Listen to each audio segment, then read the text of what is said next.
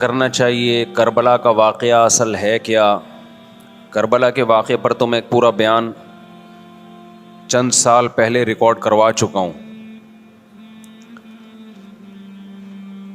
لیکن اس واقعے سے اہم سبق کیا ملتے ہیں؟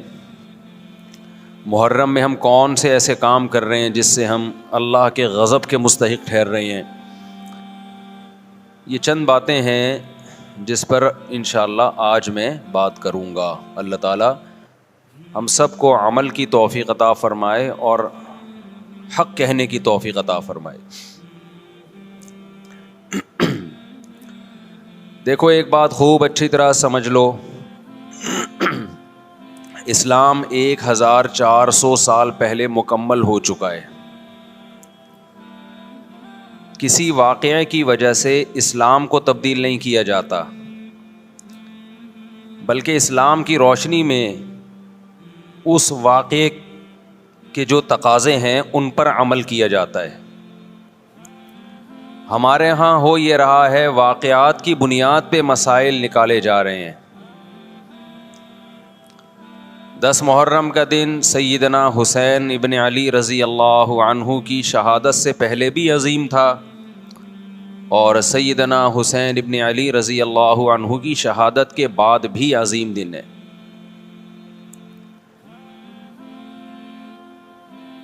آج آپ نے ایک نعرہ بہت سنا ہوگا کہ جی اسلام میں فرقہ واریت نہیں ہے، ہم کسی فرقے سے نہیں ہیں۔ میں بار بار کہتا ہوں کہ یہ بڑا خوشنما نعرہ ہے جو سننے میں بہت اچھا لگتا ہے۔ کچھ باتیں سننے کی حد تک بہت اچھی ہوتی ہیں، لیکن پریکٹیکل لائف میں ان کی ویلیو بالکل بھی نہیں ہوتی۔ جب آپ پریکٹیکل لائف میں آتے ہیں تو پھر آپ کو یہ فیصلہ کرنا پڑتا ہے کہ آپ کس فرقے سے تعلق ہے آپ کا۔ آپ سنی ہیں، شیعہ ہیں، معتزلہ ہیں، مرجیہ ہیں، قدریہ ہیں، ناصبیہ ہیں، کیا ہے آپ کا فرقہ؟ یہ کہہ دینا آسان ہے میرا کوئی فرقہ نہیں ہے۔ اس پر سب سے بڑا اشکال یہ ہوتا ہے، یہ میں اس لیے فرقے کی بات کر رہا ہوں کہ آپ کو بھی طے کرنا پڑے گا کہ آپ یا تو شیعہ بن جاؤ بھائی یا سنی بن جاؤ، ایک طرف ہو جاؤ آپ۔ محرم میں شیعہ بنے ہوئے ہوتے ہیں، رمضان میں سنی بنے ہوئے ہوتے ہیں، ربیع الاول میں بریلوی بنے ہوئے ہوتے ہیں، تو پتہ ہی نہیں چلتا کہ ٹکتا ہی نہیں ہے کسی ایک جگہ۔ اس بات میں دو رائے نہیں ہو سکتی کہ سیدنا حسین رضی اللہ تعالی عنہ کو جو کربلا میں شہید کیا گیا، یہ کائنات کا بدترین ظلم تھا۔ جس نے آپ کی گردن مبارک پہ تلوار رکھی، اس کی بدبختی میں دو رائے نہیں ہو سکتی۔ بہت ہی کوئی شقی اور بدبخت جو نواسہ رسول صلی اللہ علیہ وسلم کے قتل کی طرف بڑھا، بہت ہی کوئی بدبخت اور بدنصیب جو کوفہ کے گورنر ابن زیاد کے کہنے پر نواسہ رسول سے لڑنے کے لیے نکلا، جو اس ظلم کو ظلم نہیں مانتا، وہ بھی اپنے آپ کو جہنم میں جانے کے لیے تیار کر رہا ہے۔ پھر کربلا میں ایک بڑا ظلم یہ ہوا کہ صرف سیدنا حسین ابن علی کو شہید نہیں کیا گیا، آپ کے ساتھ جتنے مرد تھے سب کو شہید کر دیا گیا۔ لیکن ہمیں پیغمبر صلی اللہ علیہ وسلم اور صحابہ کی سیرت میں کیا ملتا ہے؟ میں ایک آیت سے آپ کو سمجھاتا ہوں۔ مشرکین مکہ حضرت ابراہیم علیہ الصلاۃ والسلام کے نسب میں ہونے پر اور آپ سے محبت پہ بڑا فخر کیا کرتے تھے کہ ہم ابراہیم کی اولاد میں ہیں، ہم ابراہیم کے دین پہ ہیں۔ اللہ نے کیا فرمایا رسول اللہ صلی اللہ علیہ وسلم سے کہ ان اول الناس بابراہیم للذین اتبعوہ، اے نبی آپ ان سے کہہ دیجئے ابراہیم سے محبت کے خالی پیلی کے دعوے مقبول نہیں ہیں۔ ابراہیم کے زیادہ حقدار وہ ہیں جو ابراہیم علیہ السلام کی اتباع کرتے ہیں، اور یہ پیغمبر اور صحابہ یہ ابراہیم علیہ السلام کے دین کو فالو کرتے ہیں، اور تم ابراہیم کے دین کو فالو نہیں کر رہے، ان سے محبت کے دعوے دار ہو۔ تو خالی محبت کے دعوے داری اللہ کے ہاں مقبول نہیں ہے۔ اللہ کے ہاں وہ محبت کی دعوے مقبول ہیں جس میں آپ محبوب کو فالو کر رہے ہوں۔ سیدنا حسین ابن علی رضی اللہ تعالی عنہ جو جنت کے جوانوں کے سردار ہیں، آپ سے محبت کا دعویٰ اس وقت مقبول ہوگا جب آپ سیدنا حسین کی سیرت کو فالو کریں گے. رونا پیٹنا ماتم کرنا یہ سیدنا حسین اور اہل بیت کی سیرت نہیں ہے. صبر کرنا، ظالم کے سامنے ڈٹ جانا، جان کے خوف سے اپنی پالیسیوں سے پیچھے نہ ہٹنا، یہ سیدنا حسین ابن علی رضی اللہ عنہ کی سیرت ہے جو آج ہمیں کہیں بھی نظر نہیں آتی.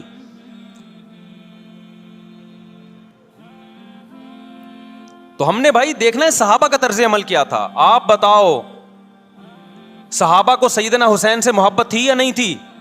کیا غم کا پہاڑ ٹوٹا ہوگا جب اطلاع ملی ہوگی کہ سیدنا حسین ابن علی اور آپ کے اصحاب اور اہل بیت کو سب کو کربلا میں شہید کر دیا گیا ہے. کیا قیامت گزری ہوگی. کوفہ سے ایک شخص آیا نا عبداللہ بن عمر سے پوچھنے لگا جو مارنے پر دم کا مسئلہ. انہوں نے فرمایا تم نے پیغمبر کے نواسے کو قتل کر دیا اور مسئلہ یہ پوچھ رہے ہو کہ جو مارنے پر دم آئے گا کہ نہیں آئے گا. ایک طرف تم نے پیغمبر کے نواسے کو قتل کر دیا کربلا میں اور اب ہم سے آ کے مسئلہ پوچھتے ہو جو مارنا جائز ہے یا نہیں ہے. صحابہ کے ہاں یہ غم کم غم نہیں تھا. دیکھو حضرت معاویہ رضی اللہ تعالی عنہ کے ہاتھ پہ بھی حضرت حسین نے بیعت نہیں کی لیکن بغاوت بھی نہیں کی. کیوں؟ بغاوت سے فتنے کا اندیشہ تھا. حضرت حسن جو حضرت حسین کے بڑے بھائی تھے انہوں نے سیدنا معاویہ رضی اللہ تعالی عنہ کے ہاتھ پہ بیعت کی اور اس اختلاف کو ہمیشہ کے لیے اپنی کوشش کے مطابق ہمیشہ کے لیے ختم کر دیا.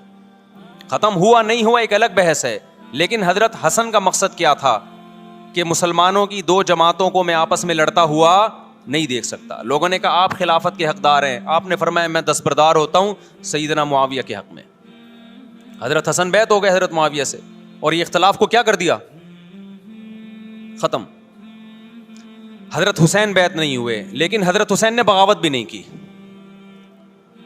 ہر ایک کی اپنی رائے تھی. حضرت حسن کی اپنی رائے تھی. ان کا خیال تھا کہ بیعت ہونا مسلمانوں کے لیے زیادہ مفید ہے. ایک پاورفل حکومت ہوگی, ایک طاقتور ریاست ہوگی, ورنہ لڑتے رہیں گے آپس میں. حضرت حسین کا موقف یہ تھا کہ میں بغاوت تو نہیں کروں گا لیکن بیعت بھی نہیں ہوں گا, کیونکہ اگر بیعت ہو گیا تو اس سے جو خلفائے راشدین کے دور میں جو خلیفہ کی سلیکشن کا طریقہ تھا وہ طریقہ ختم ہو جائے گا. تو میں اگر اس طریقے کو نہیں لا سکتا تو اس کے خلاف کو پروموٹ بھی نہ کروں میں. یہ بھی ایک رائے تھی. میں سمجھا پا رہا ہوں اپنی بات؟ بھائی رائے کا اختلاف ہوتا ہے نا. نبی صلی اللہ علیہ وسلم نے فرمایا اذا اجتہد المجتہد فإن اصاب فلہ اجران وإن اخطأ فلہ اجر واحد. جب کوئی مجتہد اللہ کی رضا کو سامنے رکھ کے اجتہاد کرتا ہے, صحیح اور غلط کا فیصلہ کرنے بیٹھتا ہے, رائے یعنی اس کا مقصد اللہ کی رضا ہو, تو اگر وہ درست نتیجے پہ پہنچے تو 2 ثواب, غلط نتیجے پہ پہنچے تو بھی 1 نیکی اس کو ملتی ہے, اس لیے کہ اس کے بس میں جو خیر خواہی کا کے لیے جو تھا وہ اس نے کر دیا. رائے کا اختلاف ہوتا ہے. تو حضرت حسن رضی اللہ تعالیٰ عنہ بیعت ہوئے حضرت معاویہ کے ہاتھ پہ. سیدنا حسین نہ بیعت ہوئے اور نہ آپ نے بغاوت کی, خاموشی اختیار کی. حضرت معاویہ رضی اللہ تعالی عنہ نے سیدنا حسین کو تلوار کی زور سے بیعت پر مجبور نہیں کیا بلکہ نواسہ رسول کا خیال کیا اور وصیت بھی کی لوگوں کو. لیکن جب حضرت معاویہ کے بعد یزید جانشین ہوا, اس کی سب سے بڑی غلطی یہ تھی کہ اس نے نواسہ رسول صلی اللہ علیہ وسلم اور آپ کے ساتھ جو چند اہل بیت اور چند صحابہ تھے اس وقت بھی حضرت حسین نیوٹرل تھے. نہ حضرت حسین نے بغاوت کا ارادہ کیا اور نہ بیعت کرنے کا ارادہ کیا. یزید ابن معاویہ کو چاہیے تھا کہ سیدنا حسین رضی اللہ عنہ کو اپنے حال پہ چھوڑ دیتا, اپنے والد کی طرح.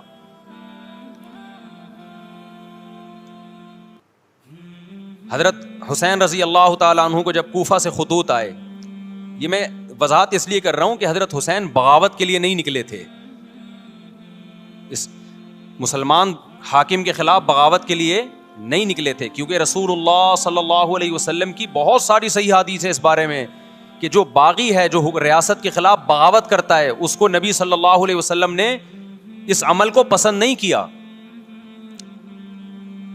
تو حضرت حسین رضی اللہ تعالیٰ عنہ کو کوفہ سے خطوط آئے کہ یہاں سارے کے سارے لوگ آپ کے ہاتھ پہ بیعت کرنے کے لیے تیار ہیں. ظاہر ہے جب کسی علاقے کے لوگ دارالخلافہ ہو اور سب بیعت ہونے کے لیے تیار ہوں تو پھر آپ کا جانا یہ بغاوت کا عمل نہیں کہلاتا. حضرت حسین رضی اللہ تعالیٰ عنہ اہل بیت کے ساتھ نکلے. کربلا میں جب پہنچے، مشہور واقعہ آپ 20 دفعہ سن چکے ہیں، وہاں جا کے آپ کو اطلاع ہوئی کہ وہ خبر غلط تھی، اور عبید اللہ بن زیاد نے ایک پورا لشکر بھیجا سیدنا حسین رضی اللہ تعالیٰ عنہ کو مجبور کرنے کے لیے کہ میرے ہاتھ پہ آپ زبردستی بیعت ہو جائیں.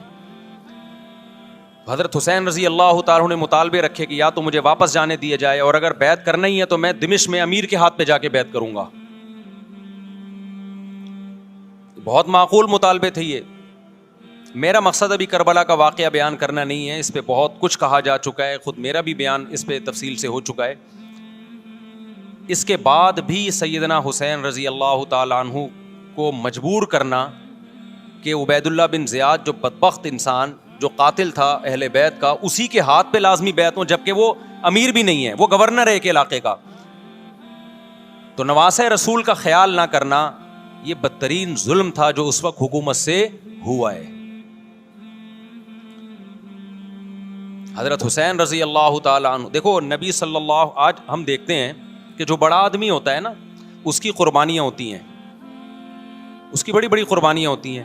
چھوٹے اپنے بڑوں کی قربانیوں کو کیش کراتے ہیں. آپ نے دیکھا ہوگا فلاں نے بڑی قربانیاں دی اور بچے موج کر رہے ہیں، دیکھا نا آپ نے. لیکن اللہ تعالیٰ نے رسول اللہ صلی اللہ علیہ وسلم کے نسب کو اس سے محفوظ کیا. ہمارے نبی کے 2 بیٹے حسن حسین، آپ کی نسل حضرت فاطمہ سے چلی ہے، دونوں شہید ہوئے ہیں. اس میں بہت بڑی حکمت تھی کہ پیغمبر صلی اللہ علیہ وسلم نے سب سے پہلے تربیت اپنے گھر والوں کی ہے. آج لوگ باہر فنٹر بنے ہوئے ہوتے ہیں، تبلیغیں کر رہے ہوتے ہیں، اپنے گھر کی ان کو پرواہ نہیں ہوتی. نبی صلی اللہ علیہ وسلم نے سب سے پہلے جو تربیت کی ہے، کس کی ہے؟ حضرت حسن اور حسین کی ہے. تو جب کربلا میں آپ کو چاروں طرف سے گھیر لیا گیا اور آپ کو مجبور کیا گیا کہ آپ نے ابن زیاد کے ہاتھ پہ بیعت کرنا ہے، تو آپ نے اس ذلت کو گلے لگانے سے انکار کر دیا. آپ کو 100% یقین تھا کہ اتنے بڑے لشکر کے سامنے میں ٹھہر نہیں سکتا، اسباب کی دنیا میں فتح کی امید نہیں ہے. لیکن حضرت حسین رضی اللہ تعالی عنہ نے لڑنے کا فیصلہ کر کے اور شہادت کو قبول کرنے کا فیصلہ کر کے ابن زیاد اور اس زمانے کے حکمران جو اس قتل پہ راضی تھے، قیامت تک کے لیے ان پہ لعنت کے سلسلے کا دروازہ کھول دیا. بعض دفعہ اللہ بھی یہ چاہتے ہیں کہ بدبختوں کو ڈھیل ملے تاکہ ان کا جرم سنستدرجہم من حیث لا یعلمون. قرآن کہتے ہیں نا ہم ان کو ڈھیل دیں گے، ان کو برائی میں ہم آگے بڑھنے دیں گے، ایسے بڑھنے دیں گے کہ ان کو خود بھی پتہ نہیں چلے گا، تاکہ قیامت کے دن ان کا عذاب ان کو کئی گنا بڑھا کر دیا جائے. اب میرے بھائی ہمارے لیے کیا سبق ملتا ہے؟ جب یہ واقعہ ہوا عالم اسلام میں کوہرام مچ گیا، لیکن کیا اس واقعے کے بعد اہل بیت کی جو مقدس اور پاکیزہ عورتیں تھیں، کیا انہوں نے نوحہ کیا یا صبر کیا؟ آپ کا ضمیر کیا کہتا ہے؟ انہوں نے نوحے پڑے ہوں گے یا صبر کیا ہوگا؟ بولو بھائی. صبر کیا. عبداللہ بن عمر رضی اللہ تعالیٰ عنہ جو کوفہ والوں کو ملامت کیا کرتے تھے کہ تم جو مارنے کے مسئلے ہم سے پوچھتے ہو، تم نے حسین کا قتل کر دیا، تو یہ حضرت ابن عمر نے اسی لیے کہا نا کہ آپ کو اس کا غم ہوا تھا. تو ابن عمر کا عمل کیا تھا؟ کیا انہوں نے ماتم کیا؟ کیا انہوں نے چھوروں سے اپنے آپ کو مارا؟ حضرت حسین کا قتل بھی ظالمانہ، اور اس سے پہلے سیدنا عثمان کا قتل بھی ظالمانہ. اگر نوحہ یا ماتم جائز ہے تو حضرت عثمان کی شہادت کے دن بھی جائز ہے، حضرت حسین کی شہادت کے دن بھی جائز ہے. اور اگر ناجائز ہے تو جیسے عثمان کی شہادت کے دن ناجائز، حسین کی شہادت کے دن بھی ناجائز ہے. سمجھ میں آ رہی ہے بات کہ نہیں آ رہی ہے؟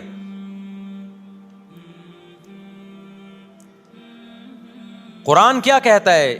ایسے مواقع کے بارے میں. تلک امۃ قد خلت لہا ما کسبت ولکم ما کسبتم. قرآن جب بھی پرانی امتوں کے واقعات بتاتا ہے, قرآن کہتا ہے یہ ایک قوم تھی جو گزر گئی, انہوں نے جو کیا اس کا بدلہ ان کو ملے گا, تم جو کرو گے اس کا بدلہ تمہیں ملے گا.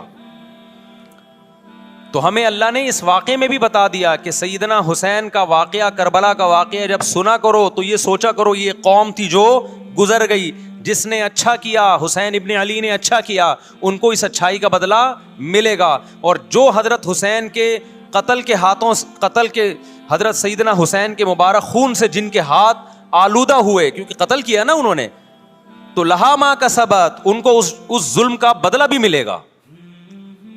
تو ہمارا کام کیا ہے؟ ہم نے فالو کرنا ہے حسین کے راستے کو, نہ کہ حسین کے نام پہ ہم نے ماتم کرنے ہیں. حسین کا راستہ کیا ہے جس کو ہم نے فالو کرنا ہے؟ اب میں چند چیزیں آپ کو بتاتا ہوں. سب سے پہلا سبق جو ہمیں کربلا میں ملتا ہے کہ عزت اور دین, ایک طرف دنیا ہے. دیکھو اگر حضرت حسین رضی اللہ تعالیٰ عنہ ابن زیاد کے ہاتھ پہ جا کے بیعت ہو جاتے, آپ کیا سمجھتے ہو بے تحاشا مال و دولت حضرت حسین پہ خرچ نہیں کرتا کیا وہ؟ جب ایک بڑا آدمی کسی کے ہاتھ پہ بیعت ہوتا ہے تو اس کو بھی تو فائدہ ہوتا ہے نا اس سے. اور کیا حضرت حسین کو یقین نہیں تھا کہ کربلا میں شہید ہو جاؤں گا؟ فتح اور نصرت کی اسباب کی دنیا میں کوئی امید نہیں تھی, مگر آپ نے اہل بیت کو کربلا میں رسوا کرنے پر عزت کی موت کو ترجیح دی ہے. آج اگر آپ میں یہ ظرف ہے کہ آپ عزت کی موت کو ذلت کی زندگی پر ترجیح دیتے ہو تو پھر آپ حسینی ہو. نہیں آئی بات میرا خیال ہے سمجھ. سیدنا حسین کی سخاوت کے واقعات ہیں. سیدنا حسین باغی نہیں تھے رضی اللہ عنہ. پھر جو اہل بیت کا طرز عمل کیا تھا, محرم میں کیا کیا ہو رہا ہے میں آپ کو بتاتا ہوں. ان میں سے کوئی بھی عمل نہ ہمیں قرآن سے ملتا ہے نہ صحابہ سے ملتا ہے ہمیں. تو ما انا علیہ و اصحابی جو جنتی فرقہ ہوگا اس کی جو علامتیں ہیں, تو جب آپ ان علامتوں کے خلاف چلو گے, صحابہ اور تابعین کو فالو نہیں کرو گے, تو آپ پھر اپنے آپ کو سنی کہنا چھوڑ دو. آپ بتاؤ مجھے اسلام میں کوئی مہینہ منحوس ہے؟ بولو نا, کوئی مہینہ منحوس ہے؟ تو آپ محرم کو منحوس کیوں کہتے ہو؟ لوگ مجھے کہتے ہیں مفتی صاحب فرقہ واریت پھیلا رہے ہیں. دیکھو فرقہ واریت جب پھیلا رہا ہوں جب میں کسی فرقے کے خلاف آپ کو کر رہا ہوں. میرے بیان شیعہ لوگ بھی سنتے ہیں, ملتے بھی ہیں. بہت دفعہ ایئرپورٹ پہ ملاقات ہوئی, بڑی عزت سے ملے, میں شیعہ ہوں لیکن آپ سے محبت کرتا ہوں. یہاں مسجد میں بھی آتے ہیں, میں نے کبھی کسی پہ طنز نہیں کیا. اس لیے میں بار بار کہتا ہوں جو شیعہ کا مذہب ہے اس کو کرنے دو. وہ سبیلے لگاتے ہیں, آپ ان کو مت چھیڑو, جا کے تنگ نہ کرو ان کو. وہ ماتم کرتے ہیں, آپ ان کو مت چھیڑو. وہ نوحے کرتے ہیں, وہ نوحے پڑھتے ہیں, آپ ان کو مت چھیڑو. لیکن آپ اپنی پوزیشن واضح کرو کہ آپ شیعہ ہو یا آپ سنی ہو. آپ تو ایک طرف ہو جاؤ نا. محرم میں اگر آپ مرثیے لگا کے گھوم رہے ہو گاڑیوں میں, اٹ مینز آپ سنی نہیں ہو. آپ نبی صلی اللہ علیہ وسلم کی حدیث ہے ہمارے پاس, ہم اہل سنت والجماعت ہیں, ہم سنت کو فالو کرتے ہیں. تو سنت کیا کہتی ہے؟ میتوں پہ گریبان چاک کرنا, میتوں پہ چیخ و پکار کر کے رونا. آپ نے فرمایا لیس منا, وہ ہم میں سے نہیں ہے. اور اس عمل پہ آپ صلی اللہ علیہ وسلم نے لعنت فرمائی ہے. لوگ کہتے ہیں حسین کی یاد میں رونا نبی کی سنت ہے. نبی صلی اللہ علیہ وسلم کو جب جبریل نے بتایا کہ حسین شہید ہوں گے, آپ روئے, اس لیے کہ اس وقت آپ کو یہ خبر ملی تھی. لیکن کیا ہر محرم میں آپ نے رونے کا پروگرام کیا ہے یا صحابہ کو بیٹھ کے باقاعدہ رلایا ہے آپ نے؟ کیا ہو گیا بھائی؟ آپ کو بھی جب کربلا کا واقعہ کی خبر ملی آپ کی آنکھوں میں آنسو آ جائے, یہ نیچرل ہے, یہ حسین سے محبت کی علامت. لیکن ہر محرم میں باقاعدہ بٹھا کے رونے کا پروگرام کرنا یہ حسین سے محبت کی علامت نہیں ہے, بلکہ شریعت میں ناجائز ہے یہ غموں کو بڑھانا. یہ کہاں سے جائز ہو گیا؟ حضرت عثمان بھی تو شہید ہوئے تھے, نبی صلی اللہ علیہ وسلم کے داماد تھے. ان کی یاد میں آپ رونے کو سنت کیوں نہیں کہتے؟ ہماری نظر میں حسین کا قتل بھی بہت بڑا ظلم اور سیدنا عثمان کا قتل بھی بہت بڑا ظلم تھا. دونوں مظلوم تھے, دونوں مظلوم شہید تھے, ہمیں دونوں کی شہادت پہ غم ہے, لیکن اب اس غم کو مناتے نہیں ہیں. اسلام میں غم منانا سنت نہیں ہے. دیکھو جعفر طیار رضی اللہ عنہ, نبی کے چچا زاد بھائی, اہل بیت, جب آپ صلی اللہ علیہ وسلم نے ان کو لڑائی کے لیے میدان جنگ میں بھیجا, رومیوں سے لڑائی تھی, حضرت جعفر طیار کی 4 بیویاں تھیں. جب نبی صلی اللہ علیہ وسلم مسجد نبی میں بیٹھے, آپ کو فرشتوں نے اطلاع دی کہ جعفر طیار شہید ہو گئے. آپ صلی اللہ علیہ وسلم کی آنکھوں سے آنسو, یہ آنسو اس وقت نکلے جب عین شہادت کی اطلاع ملی ہے. اس وقت آنسوؤں کا نکلنا محبت کی علامت ہے. آپ نے صحابی رسول کو بھیجا کہ جاؤ آپ کی زوجات کو, بیویوں کو جا کے خبر دو کہ جعفر طیار شہید ہو گئے. کیا قربانی تھی صحابہ کی, آپ دیکھو ایسے جوان تھے جعفر طیار, خوبصورت جوان. غزوہ بدر میں جب مشرکین مکہ نے یہ نعرہ لگایا کہ حل میں مبارز, 3 سردار آئے, انہوں نے کہا پہلے تمہارے اندر سے 3 بہادر آئیں ہم سے لڑیں. دیکھو عربوں میں یہ ہوتا تھا کہ جب جنگ کے لیے 2 فوجیں آمنے سامنے کھڑی ہوتی تھیں تو پہلے دونوں طرف کے بہادر ترین لوگوں کی لڑائیاں ہوتی تھیں کہ جب تک دونوں میں سے ایک قتل نہیں ہوگا لڑائی شروع نہیں ہوگی. تو آپ کو پتا ہے کہ اس میں بہادر ترین لوگ نکلیں گے نا, جو لڑنا جانتے ہوں. مشرکین مکہ کی طرف سے 3 یا 4 بڑے بڑے سردار آئے لڑائی سے پہلے, بدر میں لڑائی سے پہلے. انہوں نے نعرہ لگایا حل میں مبارز, کوئی ہے تم میں جو پہلے ہم سے لڑے.